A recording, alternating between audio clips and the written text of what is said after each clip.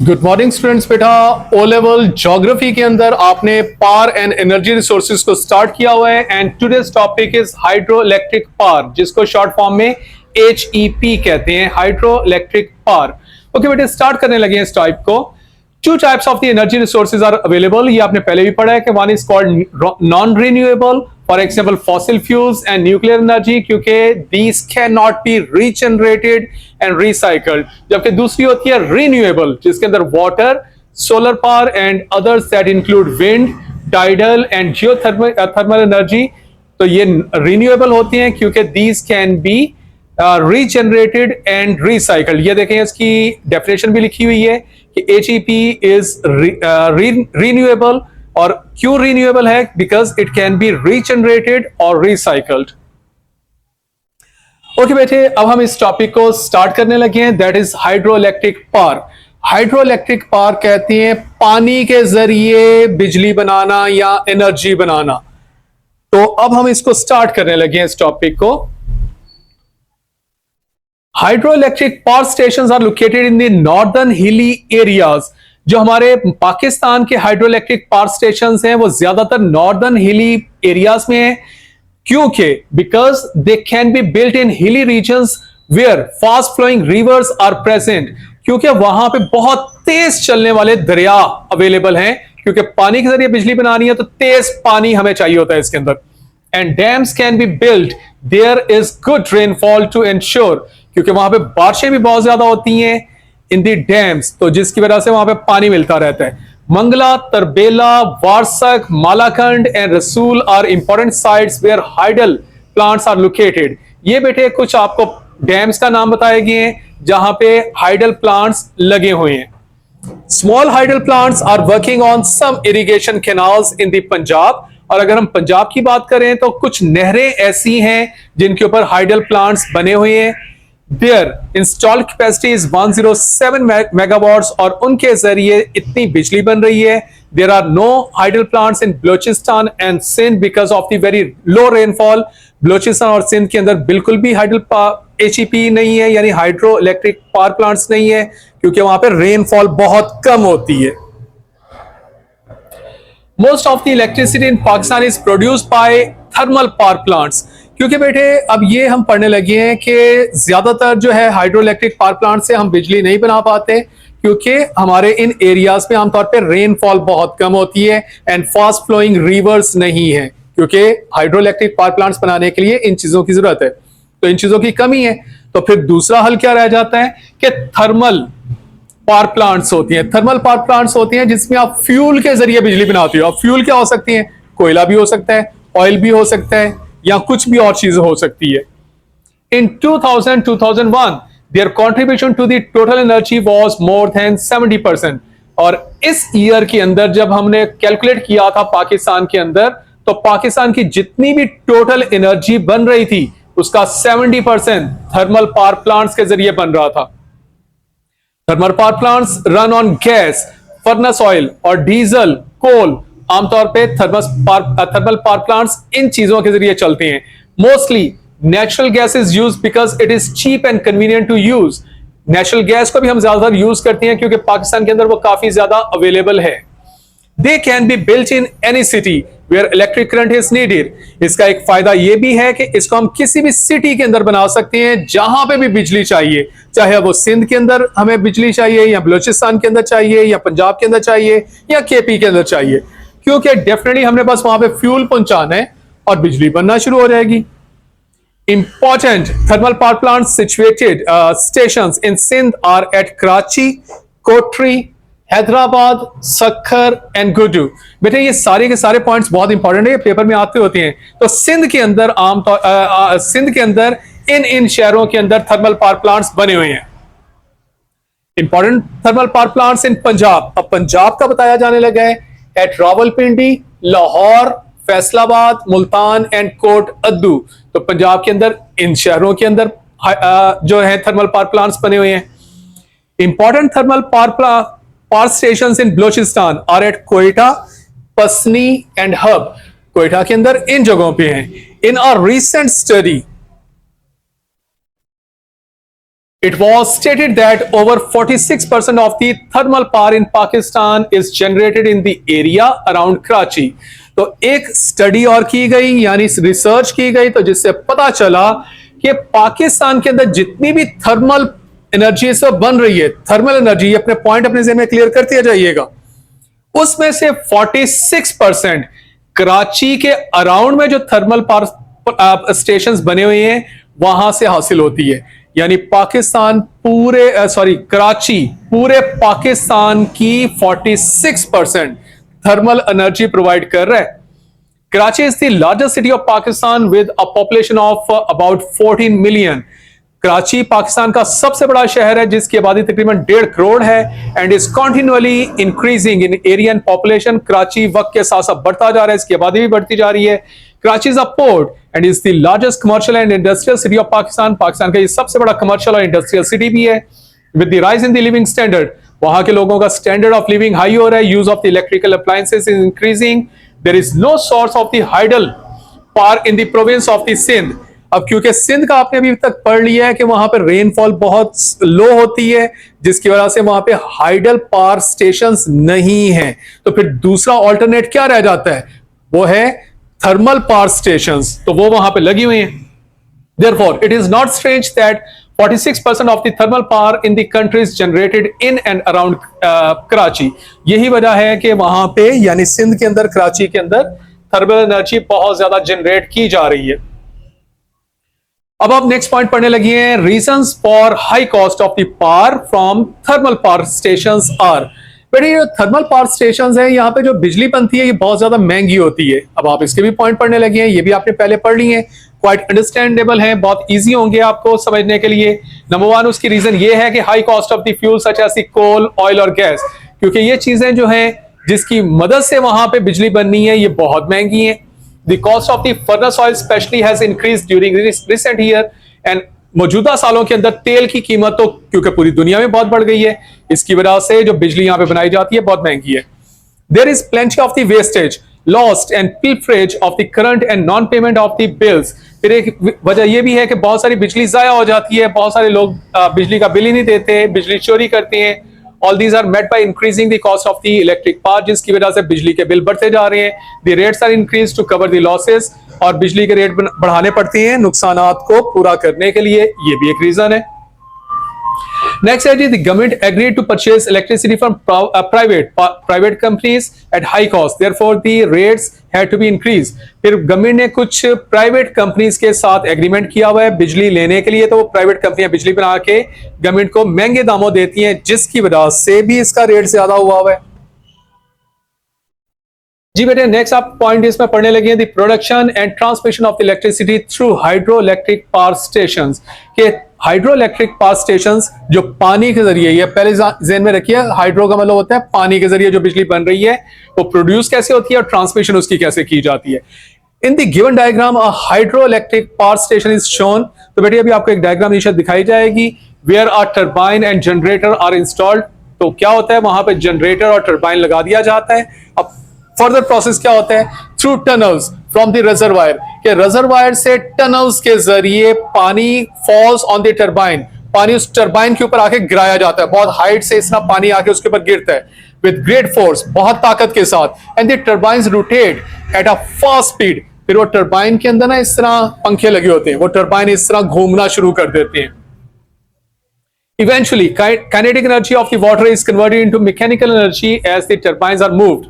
जब वो turbine move करती हैं तो दरअसल मैकेनिकल एनर्जी बन चुकी होती है काइनेटिक एनर्जी से। Turbine is a fan like machine. Turbine दरअसल एक पंखे की तरह की मशीन होती है। The turbine moves the generator which generates electric current. वो जो टरबाइन होता है वो जनरेटर को चला देता है और जनरेटर से फिर इलेक्ट्रिक करंट जो है वो जनरेट होना शुरू हो जाता है। The current is transmitted with the help of the transformers which are installed at regular intervals। फिर उस जनरेटर से थोड़ा सा आगे ट्रांसफॉर्मर्स लगी होती हैं जो कि ट्रांसमिट करना शुरू कर देते हैं रेगुलर इंटरवल के साथ। The transformers controls the voltage and stabilizes the electricity। Transformers का बेटा काम क्या होता है, ये कंट्रोल करता है एंड स्टेबलाइज करता है इलेक्ट्रिसिटी को। जैसे ये ट्रांसफॉर्मर्स आपके फ्रिजों वगैरह के अंदर भी लगी होती हैं जो कि कंट्रोल करते हैं इलेक्ट्रिसिटी को। Grid stations are built near the cities where the current is step down. फिर वहां से ग्रिड स्टेशन में करंट पहुंचाया जाता है in order to supply it to the towns. और फिर ग्रिड स्टेशन से टाउन के अंदर यानी शहरों के अंदर, देहातों के अंदर बिजली पहुंचाई जाती है बाय ओवरहेड और अंडरग्राउंड ट्रांसमिशन लाइंस, बिजली की तारों के जरिए। एंड बेटे ये फिगर होती है कि ये देखिए ये टरबाइन है, ये इसके अंदर फैन लगा हुआ है, तो ये देखें यहां से पानी आता है बहुत तेज आके यहां पे इसके साथ टकराता है, ये पंखा चलने लग जाता है। जब ये पंखा चलता है तो ये जनरेटर उसके साथ आगे लगा होता है, ये पंखा चलता है तो ये जनरेटर भी चल पड़ता है और इसमें बिजली बनना शुरू हो जाती है। इसके थोड़ा सा आगे ट्रांसफार्मर लगा होता है, तो वो उस बिजली को जो कि उसमें प्रोड्यूस हो रही होती है उसको स्टेबलाइज कर रहा होता है। यहां से ट्रांसफार्मर से जो बिजली है वो ये ग्रिड स्टेशंस वगैरह में आती है, ग्रिड स्टेशन से फिर पावर लाइंस के जरिए टाउन्स में पहुंचा दी जाती है। So this is the process. Hydroelectric power stations have the advantage of producing cheap electrical power because, तो बेटे ये हाइड्रोइलेक्ट्रिक पावर स्टेशंस होते हैं यानी जो पानी के जरिए बिजली बन रही है ये काफी सस्ती होती है। अब आप इसके पॉइंट पढ़ने लगे हैं, इससे पहले आपने जो थे वो थर्मल पावर स्टेशंस की बिजली के महंगे होने के आपने पॉइंट्स पढ़े थे। अब आप हाइड्रोइलेक्ट्रिक पावर के सस्ते होने के पॉइंट पढ़ने लगे हैं कि यहाँ पे बिजली सस्ती बनती है। Number one, water is a free gift of nature, क्योंकि ये बिजली पानी से बनाई जाती है और पानी तो मुफ्त है। दरियाओं में, समंदर में अगर आपके पास है इर्द गिर्द इस तरह, तो इसका मतलब वो बिजली तो सस्ती बन रही है क्योंकि पानी से बनाई जा रही है। Big hydel plants can produce large amount of the electricity. Economies of scale can be obtained. फिर जो बड़े-बड़े हाइडल प्लांट्स होते हैं वहां पे बिजली बहुत ज्यादा बनाई जाती है। जब जो चीज जितनी ज्यादा बनाई जाती है वो उतनी ही सस्ती भी फिर पड़ जाती है। Hydel plants do not cause pollution, फिर इसकी वजह से कोई पोल्यूशन भी नहीं होती। उस पोल्यूशन को कंट्रोल करने के लिए हमें कोई एक्सपेंस भी नहीं करना पड़ता। दैट्स वाई आपका रेट बहुत लो रहता है। जबकि थर्मल पावर प्लांट्स में कोयला अगर जलेगा, तेल जलेगा या कोई भी और चीज जलाओगे तो उससे पोल्यूशन होगी और पोल्यूशन को कंट्रोल करने के लिए फर्दर पैसा खर्च करना पड़ता है, जिसकी वजह से वो बिजली महंगी होती थी। Many hydel stations are multi-purpose projects. The reservoir or man-made lake can be used for fish culture and as picnic spots. फिर बेटा ये जो है वो मल्टीपर्पज होती हैं, ये जो इस तरह के डैम्स होते हैं ना सिर्फ यहाँ पे इलेक्ट्रिसिटी प्रोड्यूस की जा रही होती है बल्कि ये पिकनिक स्पॉट का भी एक मतलब आपको रोल प्ले करती हैं। यानी आपको नए नए बाग नहीं बनाने पड़ते, वही एक पिकनिक स्पॉट होता है। लोग वहां पे जाके फिशिंग भी कर लेते हैं। यानी ये देखो ये कितने इसके फायदे हैं। Small hydel projects can be completed in short time. Investment is low and return starts from more quickly. तो जो छोटे छोटे हाइडल प्लांट्स हैं वो तो बहुत जल्दी बनाए जा सकते हैं, बहुत कम टाइम में, इन्वेस्टमेंट भी लो होती है एंड बहुत जल्दी बन जाते हैं। इसकी वजह से इसकी बिजली काफी सस्ती होती है। जी बेटे नेक्स्ट पॉइंट आप पढ़ने लगे हैं, हाइड्रोइलेक्ट्रिक पावर स्टेशंस डिसएडवांटेजेस। इनके कुछ नुकसान भी हैं, जिसमें पहला, very costly to build and large loans have to be arranged. कि बेटे अगर आपने एक बड़े लेवल पे हाइड्रोइलेक्ट्रिक पावर प्लांट बनाना है तो उसके लिए तो बहुत पैसा चाहिए होगा ना। जैसे आपने सपोज करो मंगला डैम बनाना है या वारसक डैम बनाना है, इसके लिए तो बहुत ज्यादा अमाउंट चाहिए, जिसके लिए फिर लोन लेना पड़ता है।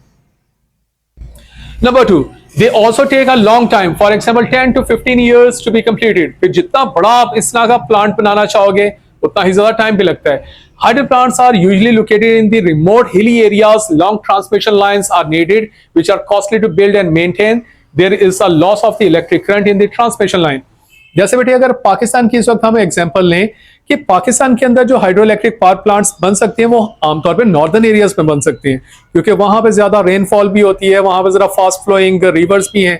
अच्छा जी, अब अगर हमने वहां पे बना दिया, अब वहां से बिजली हमने लेके आनी है लाहौर, तो उसके लिए फिर लॉन्ग ट्रांसमिशन लाइंस भी चाहिए, उसके लिए डेफिनेटली एक्सपेंस होगा, फिर उनकी मेंटेनेंस भी करनी है। फिर ये भी याद रखिएगा कि जितनी लॉन्ग ट्रांसमिशन लाइन होती है उनमें उतना ही लॉस ऑफ इलेक्ट्रिसिटी भी होता है, यानी दूर तक जब पहुंचाना हो उतना फिर लॉस भी होता है उसमें। Intensive cutting of the trees, destruction of the fields and parks, sometimes even residential areas of the suburban dwellers are taken up for the construction of the such type of the power stations. बेटे आप इसको अभी ये भी पढ़ रहे हैं कि डेफिनेटली आपने फिर वो डैम बनाना है ना, कोई हाइड्रोइलेक्ट्रिक पावर प्लांट बनाना है, तो उसके लिए क्या करना पड़ेगा? डेफिनेटली नॉर्दर्न हिली एरियाज में आपको जाना पड़ेगा और वहां भी फिर आपको क्या करना पड़ेगा? कटिंग ऑफ द ट्रीज करनी पड़ेगी ना, क्योंकि वो इलाका साफ करोगे तो वो सारी कंस्ट्रक्शन होगी। डिस्ट्रक्शन ऑफ द फील्ड, जितने भी मैदान होंगे उनको आपको सीधा सीधा करना पड़ेगा, पार्क्स वगैरह खत्म हो जाएंगे। समटाइम्स रेजिडेंशियल एरियाज अगर वहां पे हैं तो आपको वहां पे आबादी को कहना पड़ेगा यहां से हट जाएं, ये वाला इलाका यहाँ पे डैम बनने लगे, तो ये भी प्रॉब्लम आ जाती है। This not only disturbs the environment. अब ये देखो, जब ये सब कुछ हो रहा होगा अगर कहीं पे, तो वहां का आपको नहीं लगता एनवायरमेंट बहुत खराब हो जाएगा? But also creates problem for the population, बल्कि वहां के रहने वाले लोगों के लिए भी बड़ी प्रॉब्लम आ जाएगी।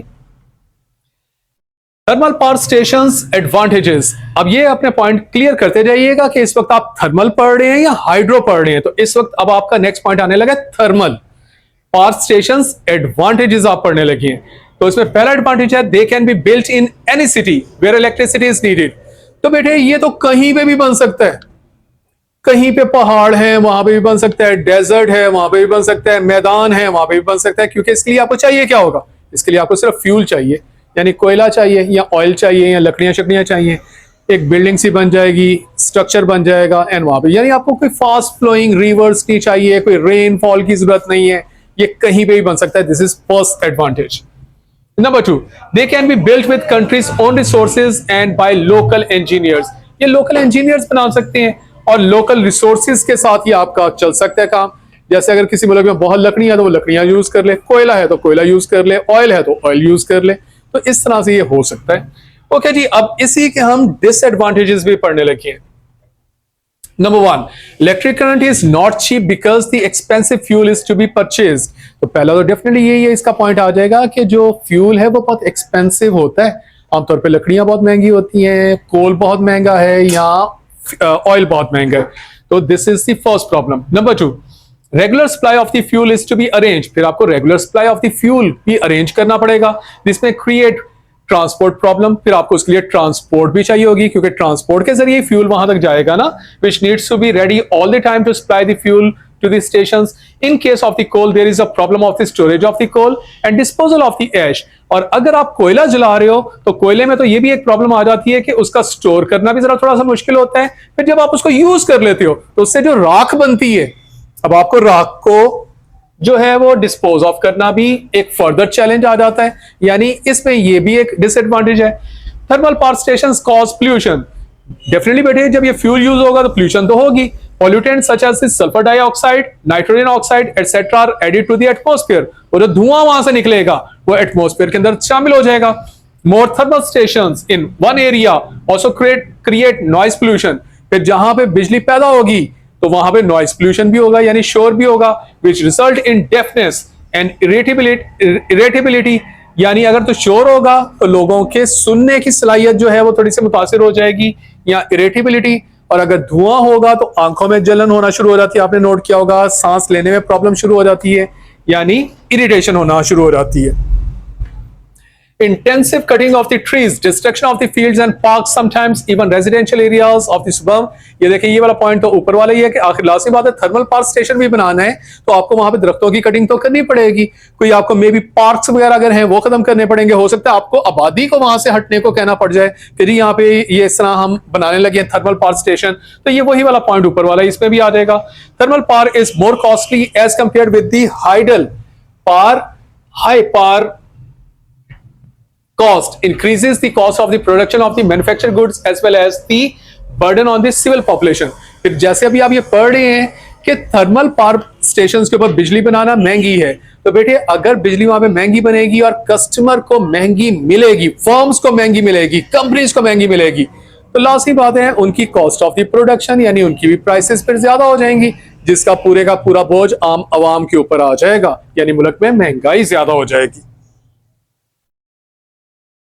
Physical and human factors required for the construction of the multi-purpose dams.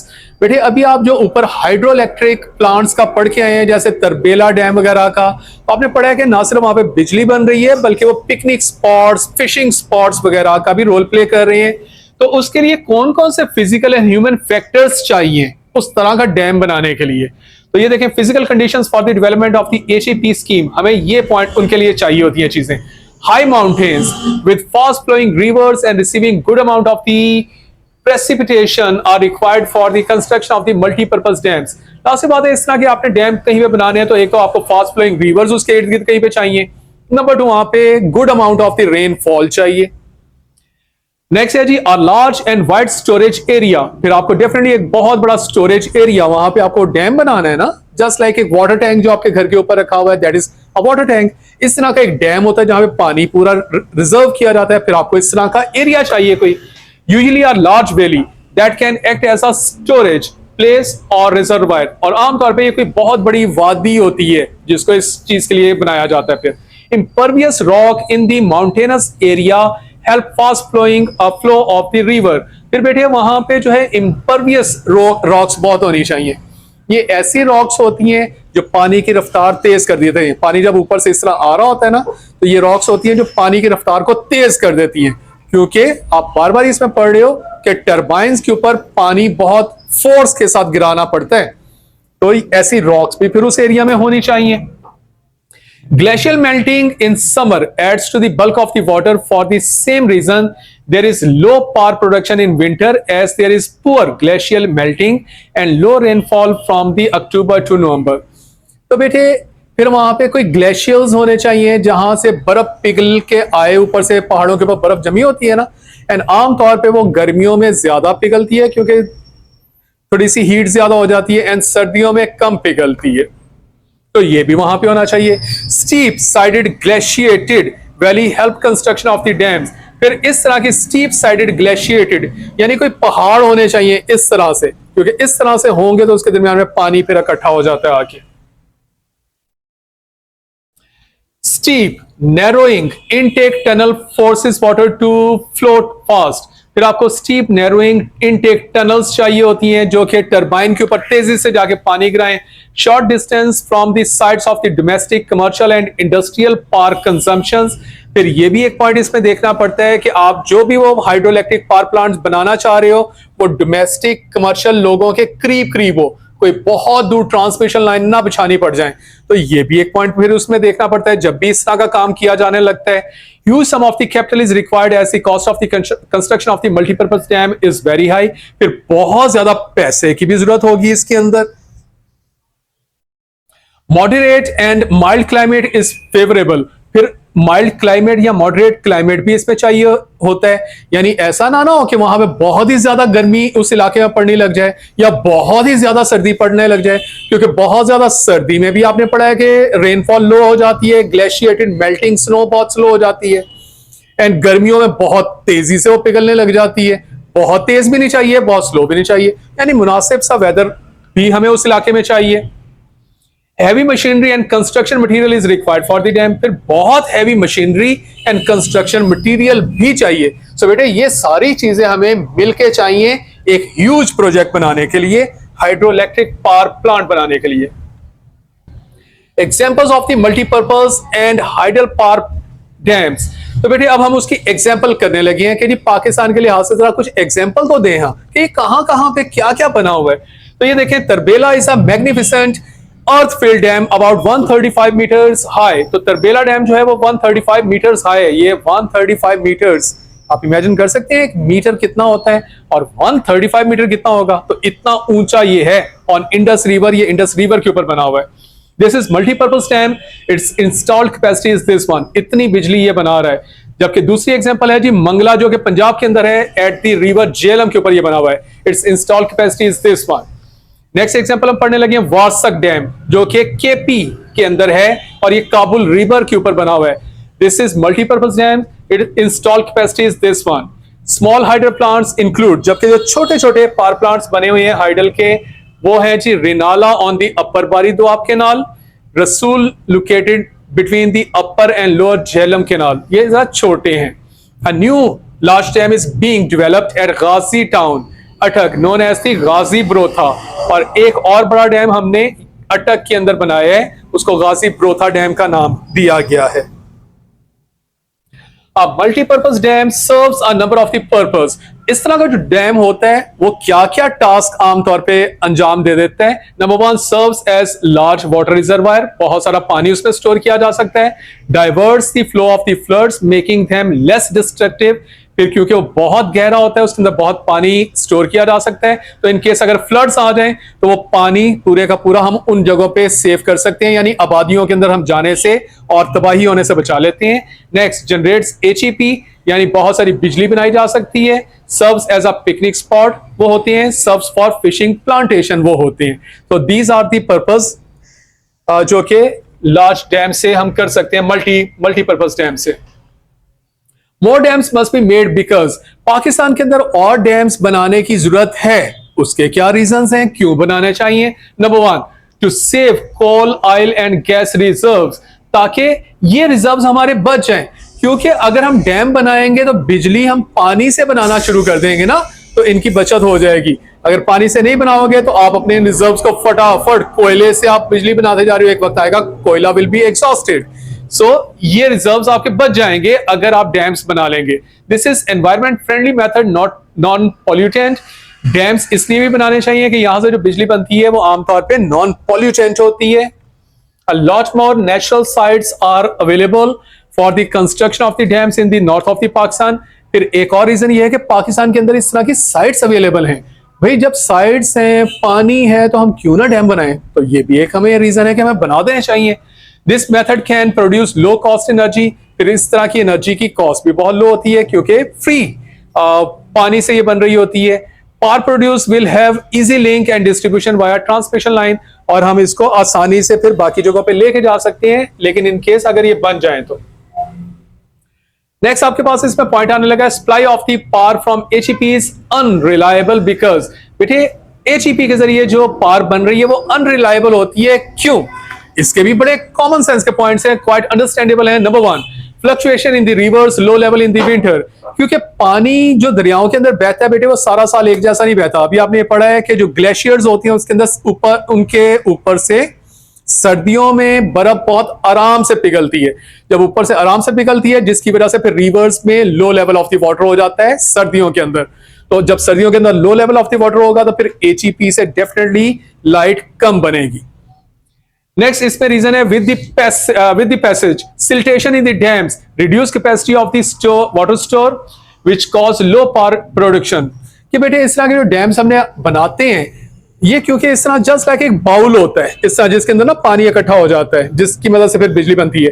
And bowl के अंदर आपको नहीं लगता कि ऐसा ऐसा फिर बॉटम में वो मट्टी बैठना शुरू हो जाती है। इस चीज को ज्योग्राफी की लैंग्वेज पे कहते हैं सिल्टेशन, यानी ऐसा ऐसा नीचे मट्टी बैठना शुरू हो जाती है जिसकी वजह से फिर वो उस डैम की कैपेसिटी ऑफ स्टोरिंग वाटर्स लो हो जाती है। जब पानी उसमें कम स्टोर होगा क्योंकि नीचे तो मट्टी ऐसा ऐसा बैठती जा रही है, तो जिसकी वजह से फिर बिजली भी कम बनेगी। Poor maintenance and the change of the machinery and cable lines because Pakistan is a poor country, क्योंकि पाकिस्तान इतना पैसा तो इसके पास है नहीं कि वो बार बार मशीनरी को परचेज करे या केबल लाइंस को जो बनाता जाए। तो क्योंकि ऐसा ऐसा ये चीजें पुरानी होना शुरू हो जाती हैं, इसकी वजह से ये अनरिलायबल हो जाती है। नेक्स्ट है जी more consumption and less production because of the uplift in the lifestyle of the Pakistanis. पाकिस्तानियों का लाइफस्टाइल जो पिछले कुछ सालों से काफी इंप्रूव हो गया है, जिसकी वजह से अब डिमांड ज्यादा है और प्रोडक्शन कम है, इस वजह से भी ये अनरिलायबल है। Building HEP is difficult because HEP बनाना आमतौर पे थोड़ा सा मुश्किल है। क्यों? It is expensive, it needs high cost and modern technology, it takes very long time to complete 10 to 15 years, और political instability in the country and delay in the approval. Pakistan में इंस्टेबिलिटी, पोलिटिकल इंस्टेबिलिटी बहुत ज्यादा है। Next है जी load shedding and its effect. अब पाकिस्तान के अंदर काफी ज्यादा लोड शेडिंग होती है। ये वाला पॉइंट भी आपने आई थिंक सो इलेक्ट्रिसिटी के अंदर पढ़ लिया हुआ है, लेकिन हम इसको पढ़ लेते हैं कि लोड शेडिंग जो होती है और इसके इफेक्ट क्या आते हैं। Number 1, production shortage, loss of the money, loss of the orders. Production कम हो जाएगी, पैसा कम मिलेगा, ऑर्डर हो सकता है लूज हो जाए। Machinery and other electrical appliances damage, इसकी वजह से इलेक्ट्रिकल अप्लायंसेस को डैमेज होता है। अनएम्प्लॉयमेंट, जब फैक्ट्रियों के पास ऑर्डर कम होगा तो अनएम्प्लॉयमेंट बढ़ जाएगी। Cost of the UPS and generators increases. अब फैक्ट्रियों को लाजिमी बात है उसको अल्टरनेट लेना पड़ेगा, यूपीएस एंड जनरेटर की कीमतें बहुत बढ़ जाएंगी। Shortage of the products in the markets which cause rise in the price. जब फैक्ट्रियां अपनी इस प्रॉब्लम की वजह से यानी लोड शेडिंग की वजह से प्रोडक्शन कम करेंगे, मार्केट में चीजें कम आएंगी, उसकी वजह से प्राइसेस राइज करना शुरू हो जाएंगी। इफेक्ट्स ऑन द इंडस्ट्रीज, बड़ी बड़ी इंडस्ट्रीज के ऊपर इसका क्या इफेक्ट आता है, ये भी आपने पढ़ लिया हुआ है कि damage to machinery and in the worst cases serious accidents due to short circuit, के बास का तो मशीनरी खराब हो जाती है या फिर बास का तो शॉर्ट सर्किट की वजह से आग लग जाती है। Decrease in industrial output and failure to meet local demands and export targets, जब लोड शेडिंग बार बार होती है तो एक्सपोर्ट ऑर्डर्स भी लूज हो जाते हैं, लोकल डिमांड्स भी पूरी नहीं हो पा रही होती। Disturbed working schedule for the shift workers को, यानी शिफ्ट वर्कर्स को हमें बार बार अरेंज करना पड़ता है कि ओके जी इस टाइम में लाइट जा रही है तो आप उससे पहले काम कर लें या उसके बाद काम कर लें और इसमें गैप ले लें, यानी हमें उनका शेड्यूल बार बार बनाना पड़ रहा होता है। इंडस्ट्रीज इनकर additional loss by making extra spending on repairs and maintenance. लाजिम बात है अगर फ्लक्चुएशन की वजह से या लोड शेडिंग की वजह से मशीनरी खराब हुई है तो उनकी मेंटेनेंस या रिपेयर के ऊपर बहुत ज्यादा पैसा भी खर्च होगा। Industry owners have to spend on arranging effective alternatives like power generators and UPS, और जब वो ये चीजें यूपीएस या जनरेटर्स वगैरह लेंगे तो एक्स्ट्रा खर्च करना पड़ेगा। तो बेटे दीज आर द प्रॉब्लम्स, और इस टॉपिक के अच्छे से नोट्स बना लीजिएगा। Thank you so much.